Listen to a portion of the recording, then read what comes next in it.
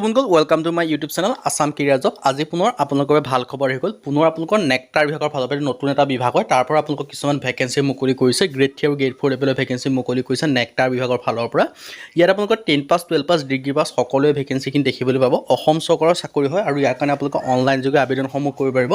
কেনেদৰে আপোনালোকে আবেদনসমূহ কৰিব পাৰিব, ভেকেঞ্চিখিনি কোনখিনি কাৰণে 10 পাছৰ ভেকেঞ্চি আছে, কোনখিনি কাৰণে 12 পাছৰ কাৰণে আছে, কোনখিনি কাৰণে গ্ৰেজুৱেশ্যনৰ ভেকেঞ্চি আছে, মই এই সকলোখিনি কথা এই ভিডিঅ' যোগে আলোচনা কৰা হ'ব। যদি ভিডিঅ'টো ভাল হয় ভিডিঅ' লাইক কৰিব, লগতে চেনেলটো ছাবস্ক্ৰাইব কৰি দিব এনেকুৱা ধৰণৰ ভিডিঅ'সমূহ প্ৰতিদিনে পাই থাকিব বাবে। আৰু আমাৰ হোৱাটছআপ চেনেল লিংক ভিডিঅ' ডেছক্ৰিপশ্যনত দিয়া আছে, তাতো আপোনালোকে জইন কৰি ল'ব পাৰে। তেতিয়া আপোনালোকে ডেইলি জবৰ আপডেটসমূহ পাই থাকিব।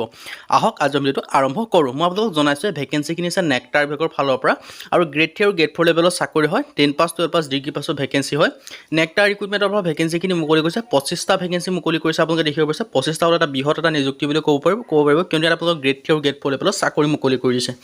আৰু ইয়াৰ কাৰণে আপোনালোকে অনলাইন যোগে কৰিব পাৰিব নিজৰ মোবাইলৰ পৰা। যদি আপোনালোকে ইণ্টাৰেষ্টেড হয় আপোনালোকে ভিডিঅ'টো শেষলৈকে চাব পাৰে। ইয়াত আপোনালোকে দেখিব পাৰিছে নেক্টাৰ বিভাগৰ ভেকেঞ্চিখিনি মুকলি কৰিছে উত্তৰ পূব প্ৰযুক্তিবিদ্যা প্ৰয়োগ আৰু উপলব্ধি কেন্দ্ৰত, মানে আপোনালোকৰ নেক্টাৰ যিটো বিভাগ আছে তাৰ পৰা ভেকেঞ্চিখিনি মুকলি কৰিছে। দৰমহা আপোনালোকক 25,000কৈ পাৰ মান্থ দিয়া হ'ব বুলি উল্লেখ কৰিছে। আৰু ইয়াত আপোনালোকৰ এপ্লাই অনলাইন যোগে কৰিব পাৰিব। কোনটো ভেকেঞ্চিৰ কাৰণে কিমানকৈ এজ ক্ৰাইটেৰিয়া বিচাৰিছে, কোৱালিফিকেশ্যন বিচাৰিছে, মই সেইটোও জানিম। 2024 বৰ্ষৰ প্ৰথমটো নেক্টাৰ বিভাগৰ পৰা ৰিক্ৰুটমেণ্ট আহি গৈছে।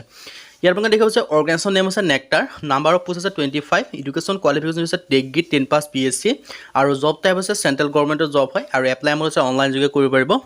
অনলাইন যোগে আপোনালোকে নিজৰ মোবাইলৰ পৰা আপোনালোকে আবেদনসমূহ কৰি ল'ব পাৰিব। যদি আপোনালোকে ইণ্টাৰেষ্টেড হয় আপোনালোকে ভেকেঞ্চিৰ ক্ষেত্ৰত আবেদনসমূহ কৰি ল'ব পাৰিব। আৰু ইয়াত আপোনালোকে দেখিব পাৰিছে ভেলু চেইন অফ ইউটিলাইজন বানানা প্ৰেছুট ষ্ট্ৰীমৰ পৰা ভেকেঞ্চিখিনি আছে। এজ লিমিট 35 ইয়াৰ্ছ পৰ্যন্ত আপোনালোকে আবেদনসমূহ কৰিব পাৰিব। তাৰ লগতে আপোনালোকে এজ ৰিলেক্সেশ্যনসমূহ দিয়া হ'ব। SC/SC কাৰণে 5 বছৰকৈ ৰিলেক্সেশ্যন লাভ কৰিব, OBC কাৰণে 3 বছৰকৈ পাব, PWBDৰ কাৰণে আপোনালোকে 10 বছৰকৈ ৰিলেক্সেশ্যনসমূহ লাভ কৰিব। যিটো ছিনিয়ৰ ৰিচাৰ্চ ফেল' আছে তাৰ কাৰণে আপোনালোকে দিয়া আছে 35,000 পাৰ মান্থ। লগতে এডুকেশ্যন কোৱালিফিকেশ্যন হৈছে BSc, যদি আপোনালোকে BSc পাছ কৰিছে তেতিয়া আপোনালোকে যিটো প্ৰথম ভেকেঞ্চি হয় ছিনিয়ৰ তাৰ কাৰণে আবেদনসমূহ কৰি ল'ব পাৰিব। আৰু ইয়াৰ হৰ্টিকালচাৰ বা বটনি যদি কৰিছে তেতিয়াও আপোনালোকে এবছৰ এক্সপিৰিয়েঞ্চ লাগিব। চ' যদি আপোনালোকে ইণ্টাৰেষ্টেড হয় এইটো গ্ৰেড 3 লেভেলৰ চাকৰি হয়। প্ৰথমটো যিটো মই ডিছকাছ কৰিছোঁ এইটো গ্ৰেড 3 লেভেলৰ চাকৰি হয়। যদি আপোনালোকে সেই চাকৰিটো যদি কৰিব বিচাৰে তেতিয়া আপোনালোকে এই কোৱালিফিকেশ্যন যদি আছে তেতিয়া আপোনালোকে আবেদনসমূহ কৰি ল'ব পাৰিব। 2 নম্বৰ যিটো ভেকেঞ্চি হৈছে টেকনিকেল এছিষ্টেণ্টৰ ভেকেঞ্চি আছে 7টাকৈ। আৰু ইয়াৰ কাৰণে আপোনালোকে science tech organic agriculture north east ইণ্ডিয়াত আপোনালোকে পোষ্টিংসমূহ লাভ কৰিব। আৰু এজ লিমিট ইয়াতো 35 দিয়া আছে। লগতে এজ ৰিলেক্সেশ্যন ইয়াতো পাব। SC/SC কাৰণে 5 বছৰকৈ, OBC কাৰণে 3 বছৰকৈ লাভ কৰিব, PWBD কাৰণে আপোনালোকে 10 বছৰকৈ ইয়াতো এজ ৰিলেক্সেশ্যনসমূহ লাভ কৰিব। যদি আপোনালোকে ইণ্টাৰেষ্টেড হয় এই চাকৰিকেইটাৰ কাৰণে আপোনালোকে কৰি ল'ব পাৰিব ইণ্টাৰেষ্টেড হ'লে। আৰু ডেৰেজেবল এক্সপিৰিয়েঞ্চন মিনিমাম 1 year ৱৰ্কিং এক্সপিৰিয়েঞ্চ বিচাৰিছে। আৰু ফাইনেন্স এণ্ড এডমিন এছিষ্টেণ্টৰ কাৰণে ভেকেঞ্চি আছে, ইয়াৰ কাৰণে 2টাকৈ দিয়া আছে। ইয়াৰ কাৰণে promoting science tech organic agriculture north east ইণ্ডিয়াৰ।